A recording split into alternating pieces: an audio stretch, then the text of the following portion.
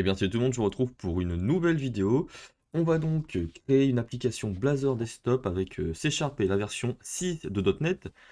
Et cette dernière version va nous permettre de créer une application que l'on va qualifier d'hybride, puisqu'on va créer une application pour bureau, donc de type Windows Form, mais on va y intégrer au sein de notre application du code Blazor, donc avec des composants Razor de type web et qui vont directement dans la fenêtre. Alors, on va commencer directement par créer un projet. Alors le projet, on va commencer par un projet Windows Forms. Voilà, application Windows Forms. Donc hein, j'utilise Visual Studio 2022 pour que cela fonctionne bien. Visual Studio 2019 et avant ne permettrait pas de faire ceci. Alors, on va l'appeler comment cette application? On va l'appeler projet .windows Form. On n'a vraiment pas on n'a pas trop de d'inspiration pour nommer notre projet, donc on va l'appeler projet.windowsform ou .winforms. Voilà, hop. Et on aura un deuxième projet au sein de notre solution. Nom de la solution, d'ailleurs on va l'appeler mon projet. Tac. On choisit bien la version 6 de .NET et on va créer notre projet. Donc ça va être une application qui va nous permettre de rechercher avec une API les packages de NPM, donc de Node.js. Alors voilà, j'ai décidé de faire ça, comme ça on attaque une API avec, on installera REST Sharp, et on va utiliser MudBlazor, qui est un package, une librairie de design, donc Material Design. On va voir comment personnaliser ça tranquillement. Alors donc là, ce que l'on fait, c'est que si on génère notre projet, on a tout simplement on va avoir tout simplement une fenêtre lorsqu'on va démarrer. Voilà, une fenêtre classique Windows Form. On va aller sur notre formulaire, on va afficher le concepteur de vue. Donc pendant que ça va charger, voilà. Une fois que chargé, on va du coup le lancer au centre de l'écran, donc dans les propriétés en bas à droite, Start Position, Center Screen. On va définir une taille de 800 par 600. Et dans Minimum Size, on va mettre 800 par 600. Comme ça, on ne va pas pouvoir réduire la fenêtre plus petit. On va l'appeler NPM Search, par exemple. Hein. Cette fenêtre, NPM. OK. Ensuite, on va pas renommer la formulaire. On va laisser forme 1, c'est pas très grave. Hop. On va installer des packages. Donc dans notre projet, le package le plus important qu'il va nous falloir, ça va être celui-ci. Microsoft.ASP.NETCore.components.WebView.WindowsForms. Alors c'est une version préliminaire, preview, donc il faut cliquer sur inclure la version préliminaire ici pour l'installer. Donc le WebView, c'est ce qui va nous permettre en fait d'effectuer un rendu de nos ressources Razor au sein du composant, au sein de notre formulaire. Ok. Donc pour ne pas mélanger un projet dédié au formulaire Windows et un projet Blazor, on va créer un second projet, ajouter nouveau projet, et on va prendre un projet. Alors si je recherche Blazor, une bibliothèque de classe Blazor. Voilà. Et donc on va l'appeler projet.components. C'est donc le projet qui va contenir tous les composants Razor. Tac. Ok. Voilà ce que l'on a dans notre second projet. On a donc un dossier wroot qui sera le point d'entrée de notre application. Alors ici, comme c'est une bibliothèque, on ne va même pas en avoir besoin. Hop. Par contre, on va en avoir besoin dans notre projet.winforms. Alors donc on va créer un dossier. Clic droit sur le projet. Nouveau dossier, wroot. On va créer un fichier index.html. Nouvel élément. Alors, hop. Est-ce que l'on peut faire comme ceci un fichier tout simplement? Bon, par exemple, un fichier texte. Index.html. Ok. Et donc dans celui-ci, alors, Hop, là, je vous mettrai un lien dans la description pour récupérer le code. Voilà de quoi on a besoin. On a besoin de tout ça. On a des références à des fichiers CSS. Alors d'ailleurs, il nous faut créer un fichier CSS. Nouvel élément. Choisis fichier texte, on met app.css. Et donc de même, dans le lien dans la description, vous aurez la possibilité de prendre le code sur GitHub et du coup de récupérer tout ça. app.css, index.html, donc ces fichiers-là, on va cliquer dessus, on va les sélectionner tous les deux, et on a copié dans le répertoire de sortie, on va mettre copier si plus récent. Comme ça va nous générer le dossier www.root, ainsi que les fichiers à la sortie de notre construction de solution. Voilà. Alors on a du coup un composant 1 ici, dans notre projet .components. On va l'importer. Alors exemple.js interop, on va le supprimer. On n'a pas besoin. Donc dans notre projet .winforms, ce que l'on peut faire, c'est déjà nommer notre namespace, voilà, comme avec la nouvelle méthode. Projet.winforms ici, sans accolade. Ce que l'on va faire, c'est que l'on va créer un objet Blazor WebView. Blazor WebView. Pour le créer, il faut importer Microsoft.spnetcore.components.webview.windows form. WebView. On va créer un objet de type service collection. Donc ici, il faut utiliser dépendancy injection de Microsoft.extension. Donc à la création de notre formulaire, dans le constructeur, on va instancier notre service collection, que l'on peut écrire comme ceci ou comme ça, avec la dernière version du C#. À ce service, on va y ajouter du coup la possibilité, les composants de Blazor WebView. On va instancier du coup notre Blazor WebView avec l'initialiseur. On va utiliser docstyle.fill, ça va être pour du coup que le WebView prenne absolument tout l'espace disponible sur notre formulaire. Il nous faut définir l'hostpage. Alors l'hostpage, en fait, il va s'agir du coup du point d'entrée de notre application qui va être le fichier index.html.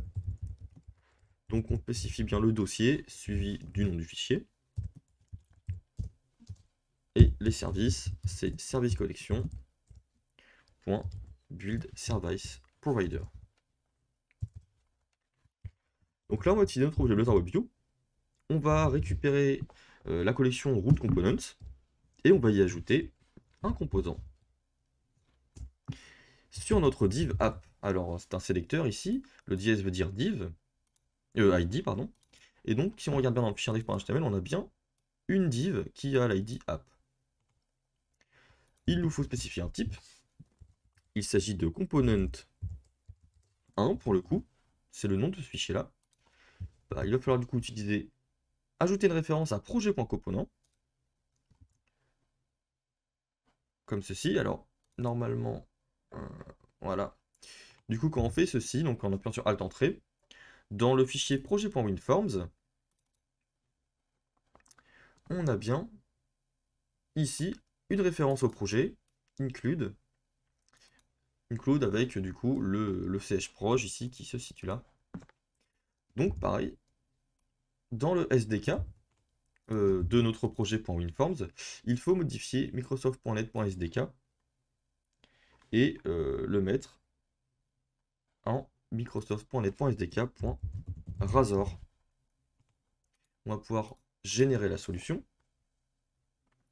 Les deux ont réussi, c'est parfait, on va lancer notre projet WinForms. Et là, du coup, on va sûrement avoir un problème. Tac.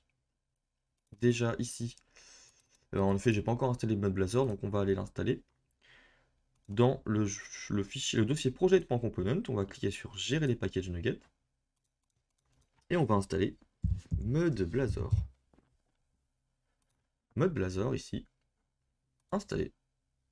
Et ensuite, on va installer directement REST Sharp, comme ça on n'aura plus besoin d'aller dans les packages. REST Sharp, qui va nous permettre d'effectuer des requêtes HTTP vers des API de manière assez facile. Générons project.components. Ça, c'est réussi. Alors, est-ce que ici on va avoir des erreurs? Ok, donc là il se passe pas grand chose, c'est normal. On n'a pas encore ajouté, en fait, j'ai oublié d'ajouter une ligne de code. Il faut que dans mes listes de contrôle, qui appartiennent du coup à mon formulaire, j'ajoute la view. Sinon, bah, on va voir, rien ne va apparaître, c'est tout à fait normal. Voilà. Donc on a bien en fait le composant ici qui s'affiche. On a exactement ce qui est affiché ici, qui, euh, qui est bon quoi. Alors, ce que l'on peut faire, c'est inclure du coup le package BuildBlazer pour pouvoir designer correctement notre application. Alors déjà, on va utiliser inherit layout component base. Ici, il nous faut voilà, mode theme provider qui provient donc de la librairie ModBlazer. Alors ModBlazer, hein, on a une documentation vraiment très très bien faite sur leur site. Donc on a ici les layouts. Voilà, donc on dit qu'il nous faut ceci dans notre code pour pouvoir utiliser toutes les spécifications du projet, de la librairie. Donc on utilise using ModBlazer, qu'on va mettre dans notre fichier import ici. Voilà. On va en profiter pour ajouter d'ailleurs rest sharp. Ok. Donc ensuite, on va créer un layout. On va créer une app bar.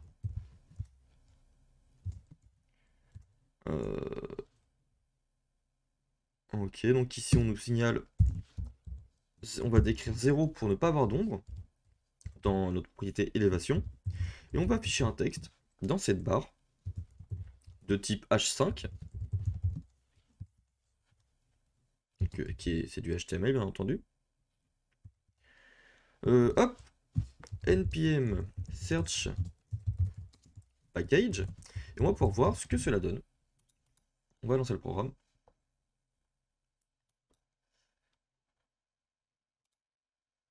Ah oui, forcément, on n'a pas déclaré le service dans notre formulaire. Donc il va falloir utiliser service collection.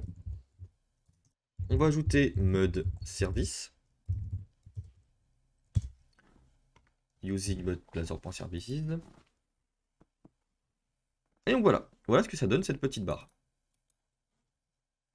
Super. On continue du coup avec le main content qu'on va retrouver là. Hop. Alors le component, pareil, on va le renommer. On va le renommer main layout. Voilà. Hop. Et donc après la barre, on va avoir le main content. Donc mode main content. À l'intérieur, un conteneur. Pour avoir un affichage très propre. Et on va créer un item. Dans cet item, on va ajouter une marge en bas de 2, avec la classe mb-2. On va ajouter un text field, donc mode text field, sans label des fermetures comme ceci. Voilà. Label, donc un label de type normal. Et on va choisir du coup un text field outlined, permettre de voir quelque chose d'assez joli.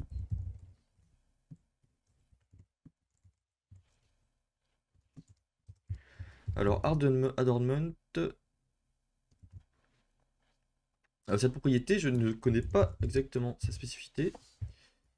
Text field.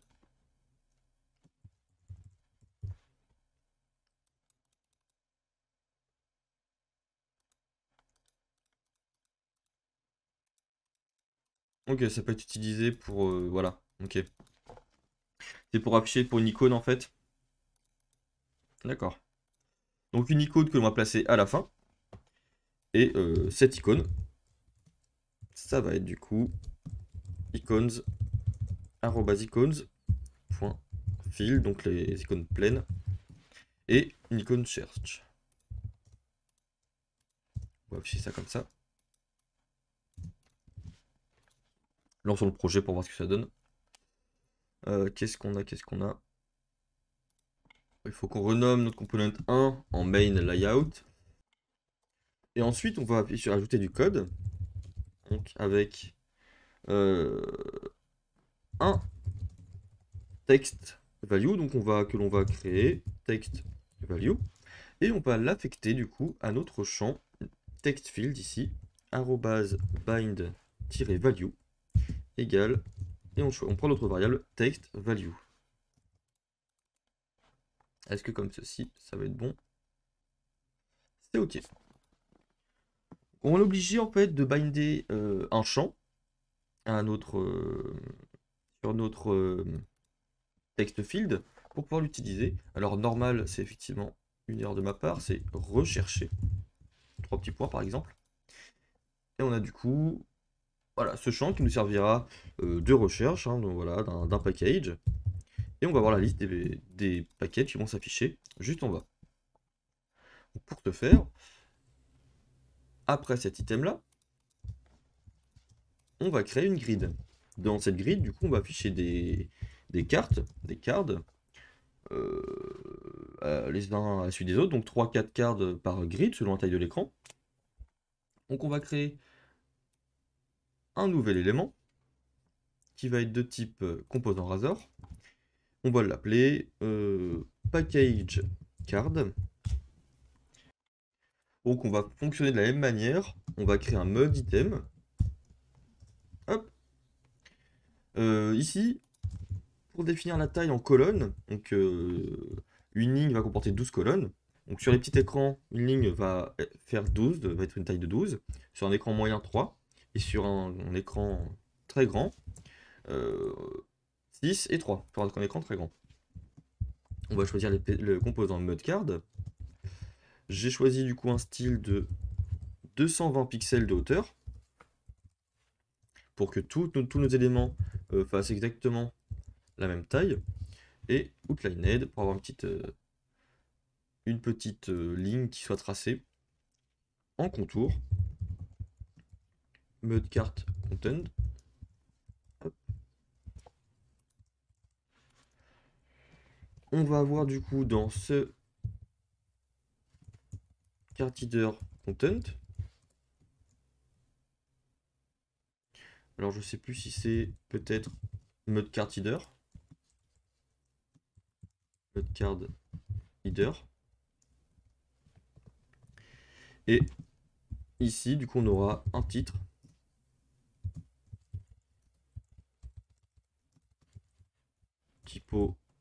Typo.h6. Hop. Avec du coup titre. Voilà, on va écrire ceci déjà pour afficher. On va retourner dans notre main layout. Et on va du coup mettre un package card. Ici. Hop. On va voir ce que ça donne. Voilà, ok, donc on a un élément de cette taille-là. Il devient plus petit lorsque l'on redimensionne la fenêtre. Donc c'est impeccable.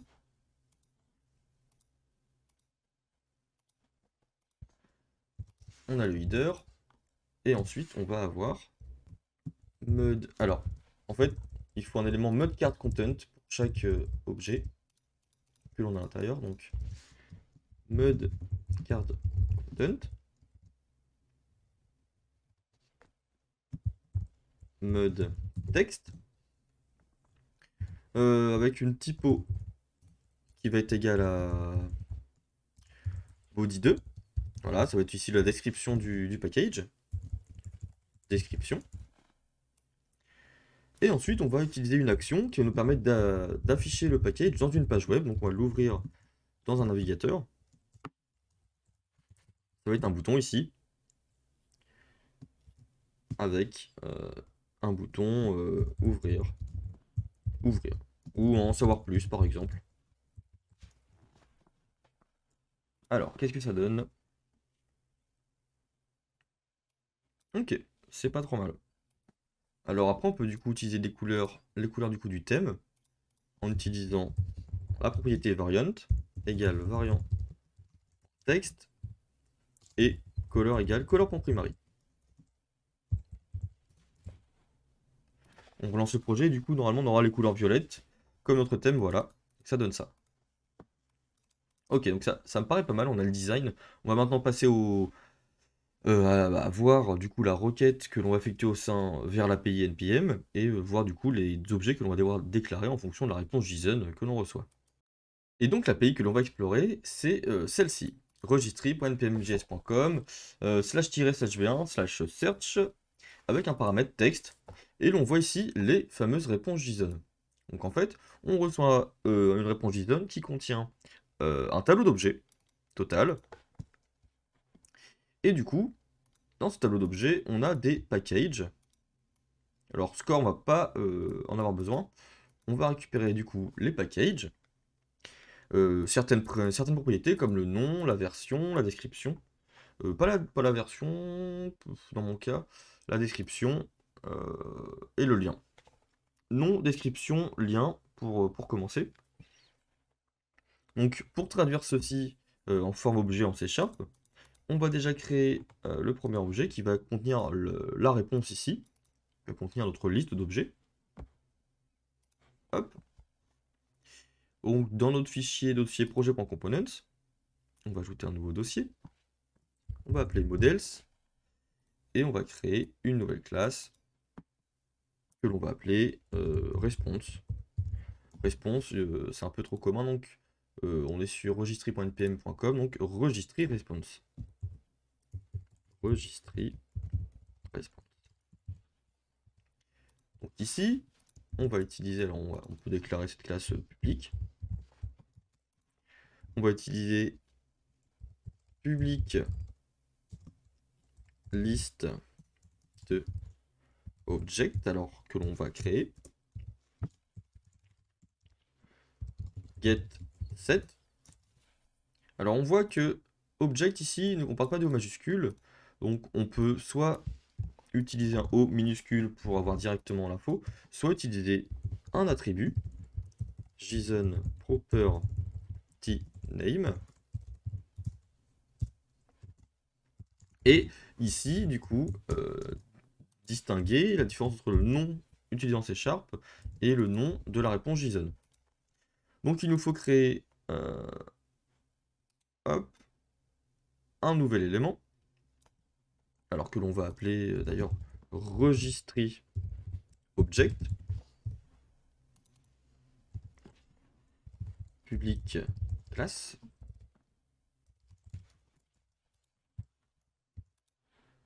Et donc notre object ici, il comporte une propriété package.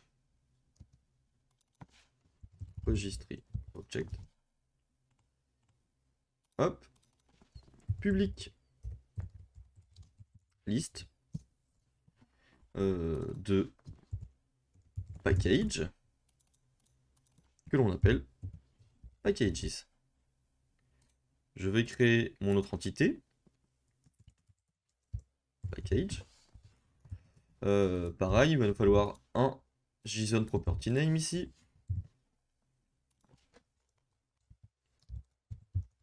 Hop. On a du coup la propriété package sans S. Package sans S. Package en majuscule, pardon. Public classe package. Et donc là, alors je vais reprendre le contenu juste là. Hop. Name, version, description, links. Voilà, donc ce que l'on peut en tirer. Links est un objet. Si on regarde bien juste là, links c'est un objet du coup qui comprend plusieurs liens. Donc on va récupérer juste le npm. On va recréer une classe links public classe links et on va créer une variable de type string qu'on appellera npm getSet. Et de même JSON property name avec npm qui, il me semble, est tout en minuscule.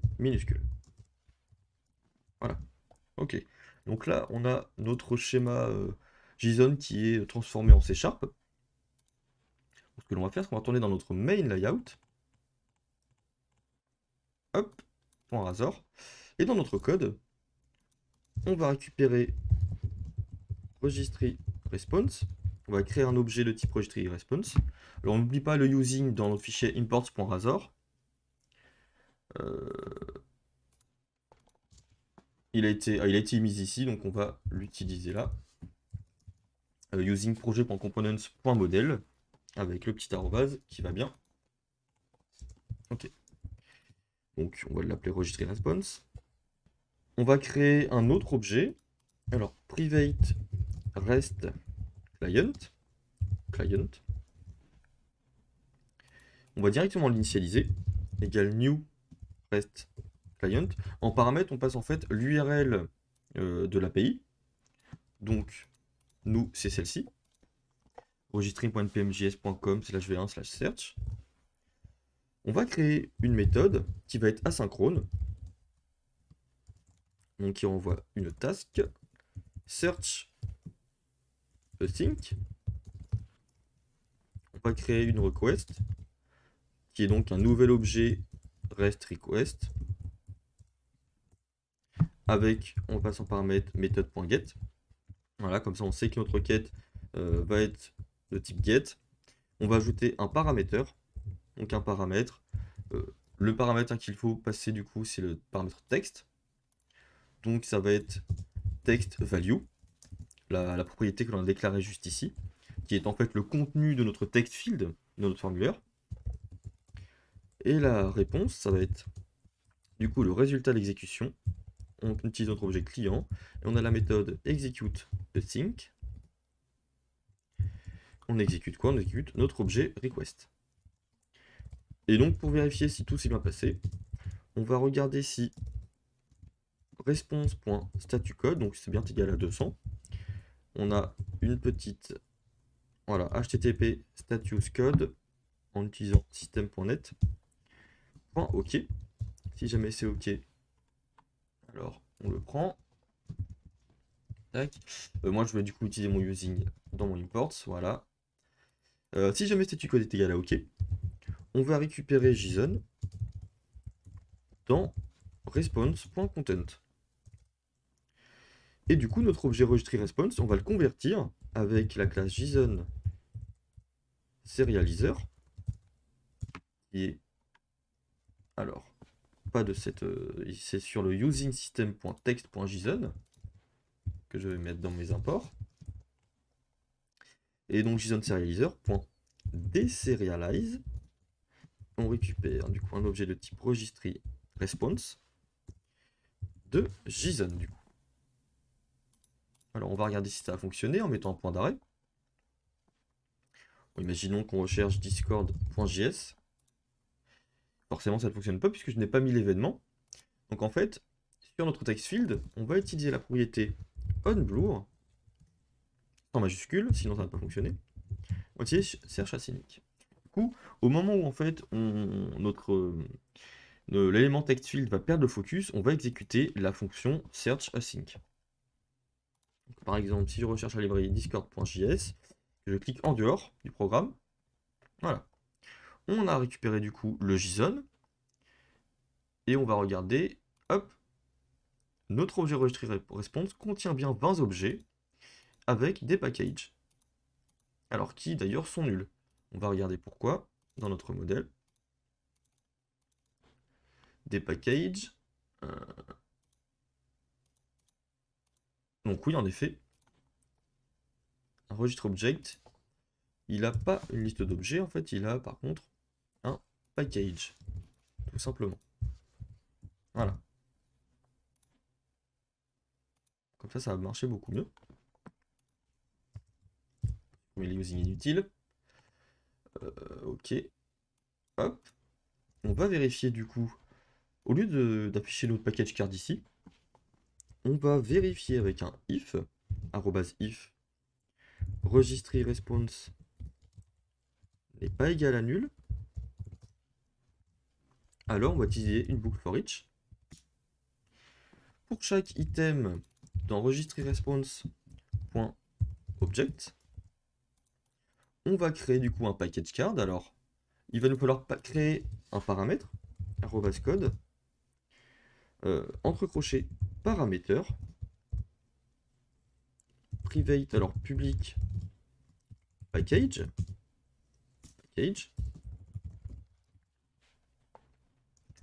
Donc ici maintenant, pour chaque item, je peux déclarer un package card avec le paramètre que je vais passer égale @item.package. Hop. Alors ici, est-ce que ça marche le debug? C'est parce que je n'ai pas mis de getSet, comme ceci. On devrait avoir des indexeurs maintenant, c'est mieux. Donc à la place du titre, je vais utiliser mon objet package.name. Au niveau de la description, package.description. Et pour le bouton en savoir plus, on va injecter la possibilité de faire du JavaScript du coup dans notre Razor, composant Razor. Donc il faut utiliser IJS Runtime, utile d'interface. On va l'appeler IJS Runtime. Donc on injecte en fait un composant qui va être un objet qu'on va pouvoir utiliser dans notre application. On va créer une méthode private async void process link async. En paramètre, on prend l'URL que l'on veut traiter. Et on va utiliser notre objet JS Runtime. Hop. Cet objet-là, on va utiliser la méthode invoke void async, puisqu'on va rien retourner. La méthode open en JavaScript, avec en paramètre URL, qui va nous permettre d'ouvrir dans un nouvel onglet un URL. Donc sur l'événement onClick de notre bouton, on va utiliser arrobase, on met le tout entre parenthèses, donc on prend notre événement E, et on va utiliser du coup une expression lambda, process link, async, on prend en paramètre package.links.npm. Ok.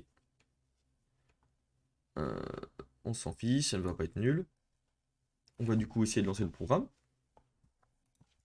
Discord.js. Et on a nos beaux packages qui apparaissent juste là. Sur un grand écran, c'est quasiment bien. Des fois, on a un peu trop de description. Il faudra auto-ajuster. Et quand on clique du coup sur le bouton, on a correctement nos petits liens qui s'ouvrent. Alors, vous voyez dans une fenêtre, en fait, WebView. C'est l'icône WebView ici. Voilà, donc j'espère que cette vidéo vous aura plu sur le développement du coup d'une application hybride avec Windows Form et Blazor du coup.